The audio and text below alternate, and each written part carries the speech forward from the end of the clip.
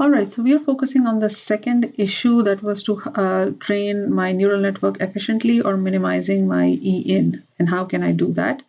And the very first thing that I'm noticing when I'm using gradient descent to train my neural network is that we use these activation functions, right? So I have my input S of L that goes into some node and some transformation happens and I get h of x, which is nothing but some tan h, usually SL or some other differentiable function. And usually what's happening with these functions, like they have to be obviously differentiable. The behavior of my gradient descent algorithm as such is something like this. As you can see, there are these flat regions, and then it goes down, and then again there is a plateau kind of a region, and so on. So it is because this behavior is because of the structure of my tan h function, because it has this tendency for example, for large weights, the derivative is almost zero, so we get those flat regions. For regression problems, we can get rid of this function, this activation function as such, and what we can do is directly compute the outcome of like whatever previous variables are, my S of L is, and then once I have that, then I can apply like my sine function or even my tan h function to that output for my final classification if needed.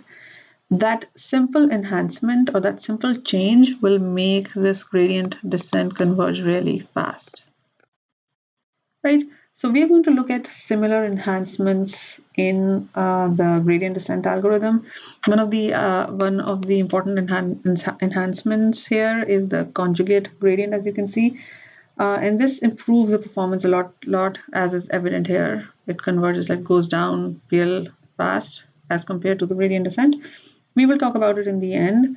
So let's start looking at some changes or some enhancements that we might want to do to the gradient descent to make the performance better. All right. So here is an example of like what exactly are we trying to do when we are looking at gradient descent. Well, there are two things that we are doing.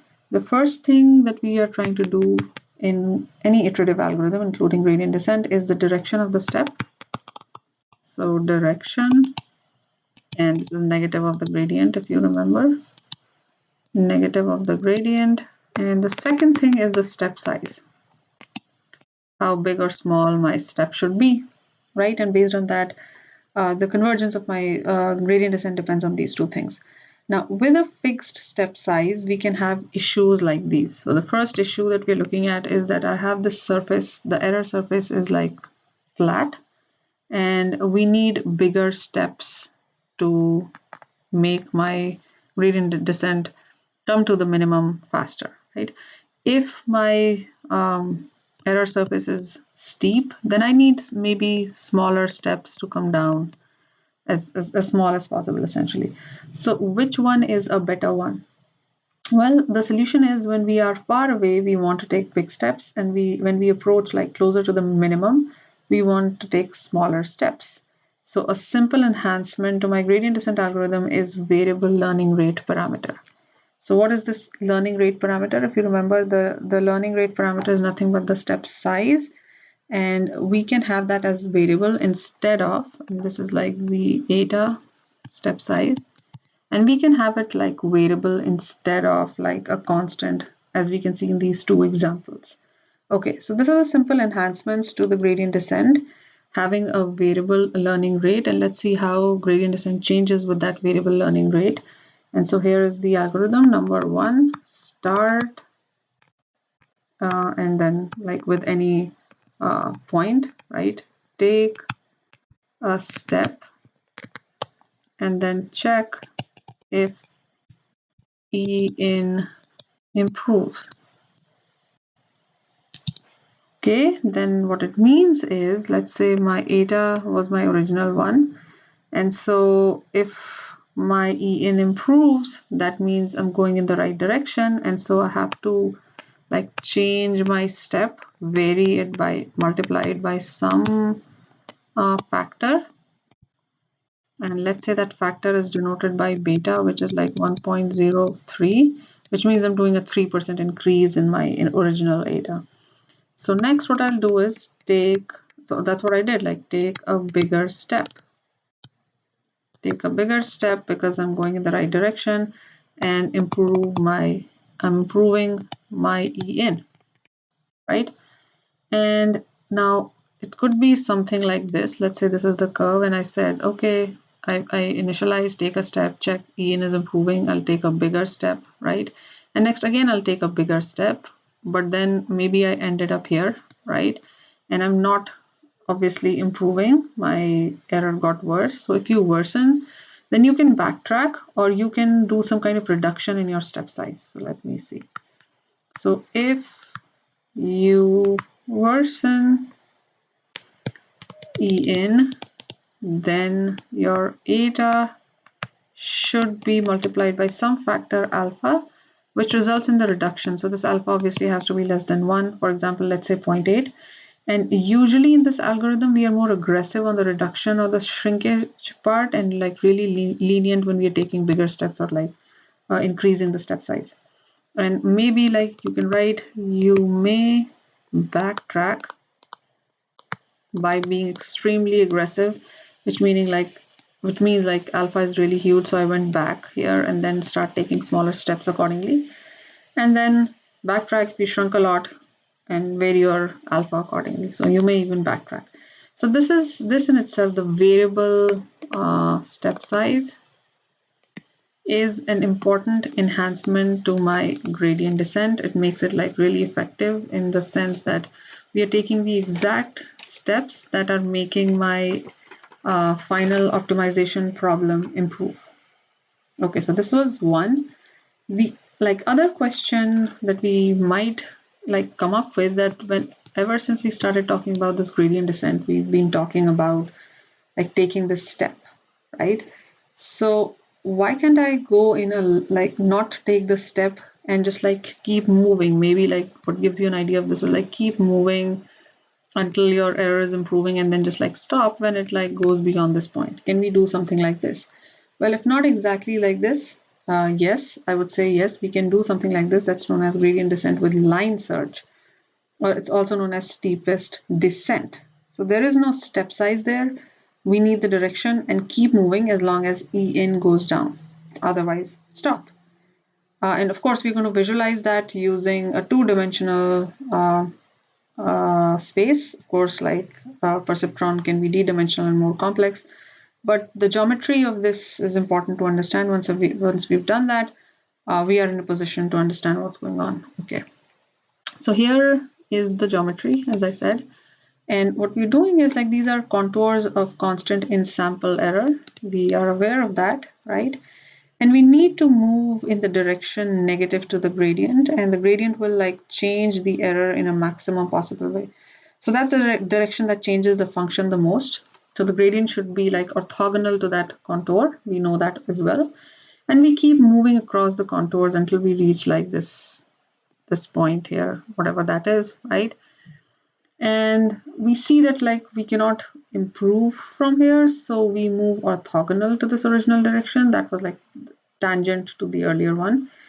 And eventually, like here, we like it's not necessary that we stop here. We'll keep moving maybe to another contour, change direction, move again, and so on. And this is called line search. But now the question like remains, like how do we implement this and how do we accomplish what is like line search and how do we accomplish that? Of course, understand that like keep moving in the direction of this, don't change, don't take any step sizes. But then how do we implement this? And in fact, this is like showing us the gradient descent with like steepest descent line search, except like we are moving in the like direction negative to the gradient, but we have this added step here, right? We have this added step of like some virtual, I would say, eta, some step size is there. Of course, I wouldn't like completely call it virtual, but we do a line search like because we're moving in a line, and we want to reach like the minimum efficiently because like ideally speaking, it's expensive to do the gradient computation at every contour. So we will utilize or we will like accomplish this step. This is what the question is asking. How can we accomplish that? By using a simple binary search. So let's look at like what exactly are we trying to do? Well, what we're trying to do is take a step, compute E in, and check, did we decrease? Yes. If the answer is yes, then double the step. And then again check, did we decrease? If yes, again double the step, and so on, until you reach that point when you say no, right? And let's actually visualize that here, what I'm talking about, and a nice function like this. So here I'll begin, and this is, let's say, my point number 1. And then again I moved in this direction, doubled it, right? And so this is my point number 2. And again I doubled it, and so I reached, I don't know, somewhere here. Maybe I've made it like double this size essentially. And so on the surface of that, I reached point number 3. Now, what have I done here? I've come to a function. If I just focus on these points that were hitting the surface, essentially, I've come to a function that is U-shaped. Okay, so this is like a U-shaped function. Now, once we know we've gotten to a U-shaped function, we know that the minimum lies in this region, somewhere here in this region, because there happened to be like a point that moved up, and so I have this like U-shaped region. And so what you can do is you have like bracketed your search of minimum, and you can find it with binary search. So that's what we do. And high level idea, of course, details are in the textbook as well, is that take points 1 and 3, 1 and 3, and split, like try to have like these two regions of search and evaluate the function. So like two things can happen. Either the next minimum, the better one, either it's lower than 2, in which like we get a new u that's smaller, or it's above that, above like my point 2, in which case again we get a new u-shaped function, but that's smaller.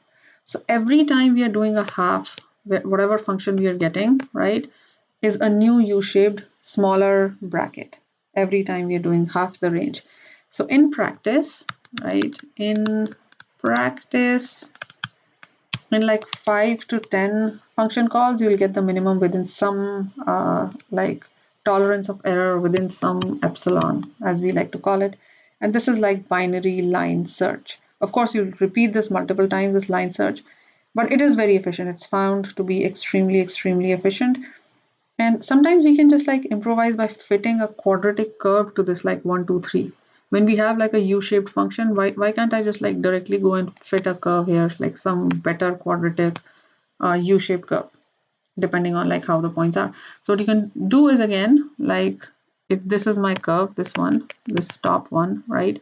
So what you'll do is you will get some minimum within this, right? And then you'll check whether it's above or below my function minimum, wherever it was. And then rapidly keep shrinking the range of the search.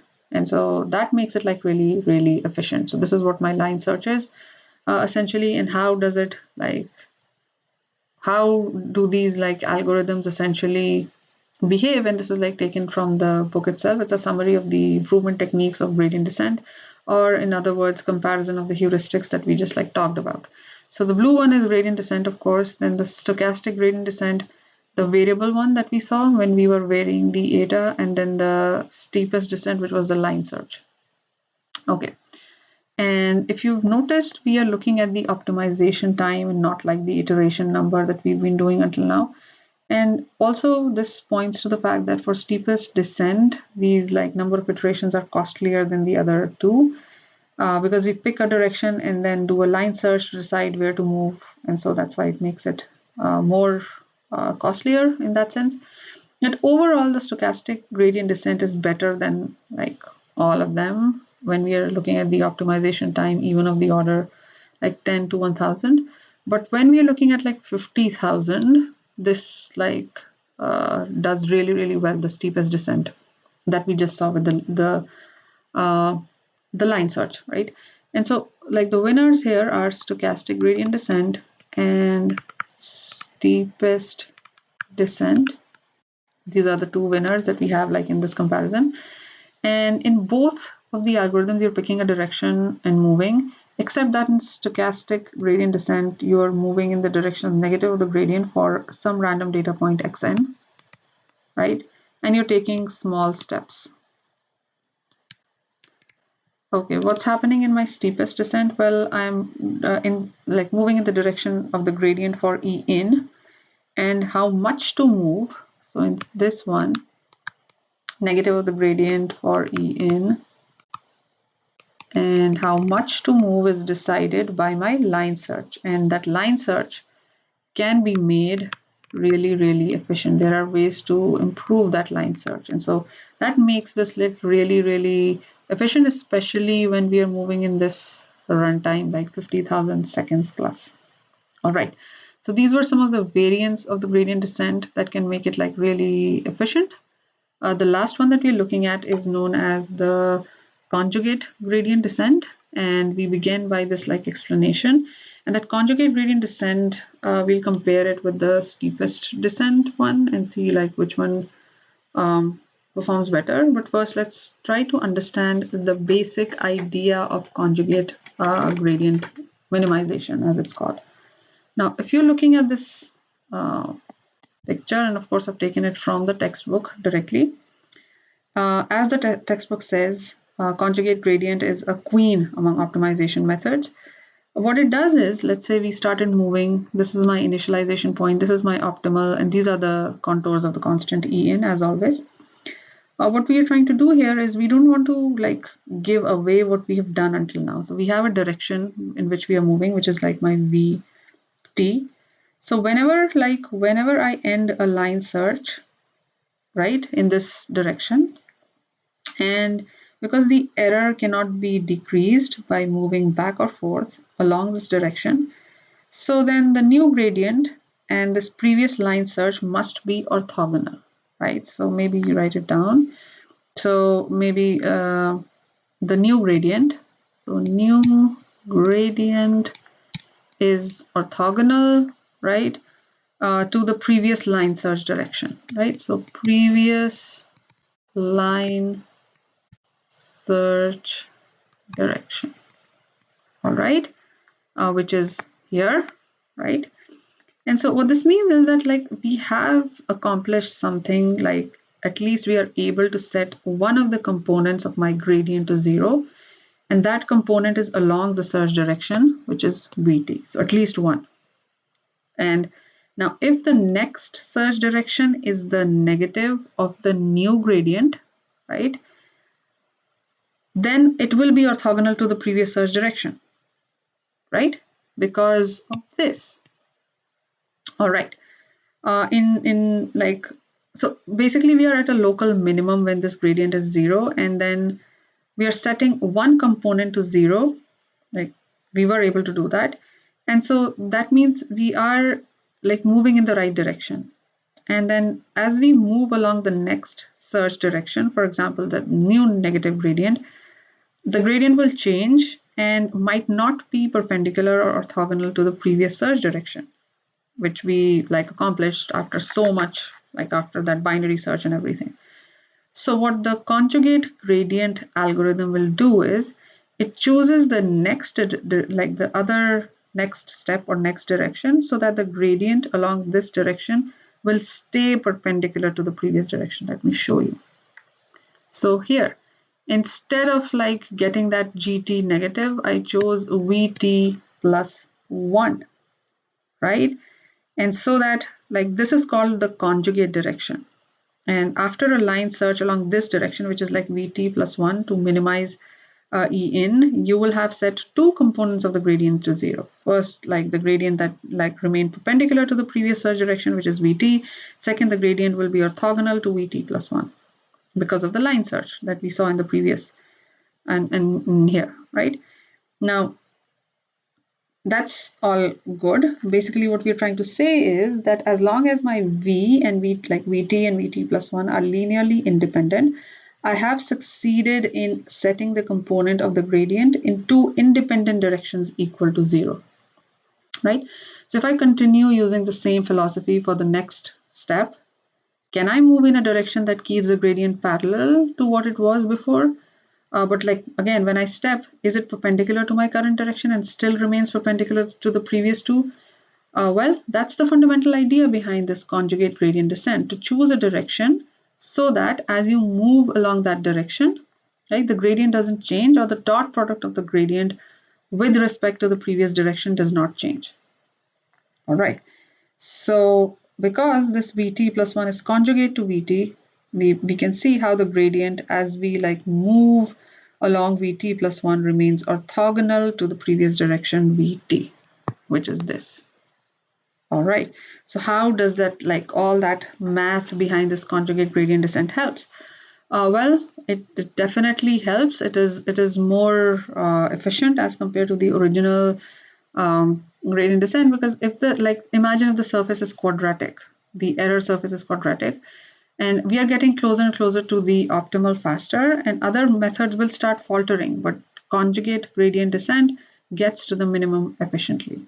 And it's possible to show that in a like quadratic error surface in exactly d steps. If like d is the number, right? So you would have gotten gradient orthogonal to like d linearly independent directions. So we can prove that this like stops in exactly d steps. D is the dimension, right? And in practice, we run for d steps and maybe repeat depending on the error surface, right? And again, depending on the error surface, it might or might not like it takes time depending on like how the error surface is. Okay, so here is again like summarizing all of them, and as you can see, if we are just like comparing this conjugate gradient descent, it really does well as compared to steepest descent and stochastic gradient descent, and that's also evident here, right?